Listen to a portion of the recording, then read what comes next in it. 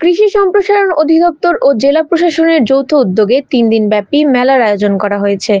খাগড়াছড়ি থেকে বিপ্লব তালুকদারের প্রতিবেদনে দেখুন বিস্তারিত।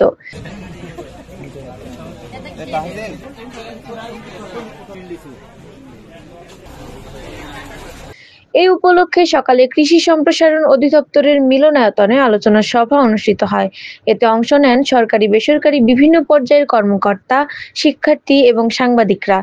এ সময় বক্তারা বলেন, পাহাড় ফল উৎপাদনের একটি বড় হাব হতে পারে। এখানকার উৎপাদিত বিভিন্ন ফল-ফলাদির উৎপাদন ও চাহিদা বাড়ানোর প্রতি জোর দেন তারা।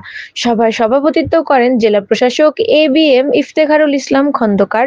এ সময় উপস্থিত ছিলেন খাগড়াছড়ি পার্বত্য জেলা পরিষদের চেয়ারম্যান জিরুনা ত্রিপুরা। পরে কৃষি সম্প্রসারণ অধিদপ্তর প্রাঙ্গণে ফল মেলার উদ্বোধন করেন অতিথিরা। মেলার এবারের প্রতিপাদ্য বিষয় দেশি ফল বেশি খাই, আসুন ফলের গাছ লাগাই।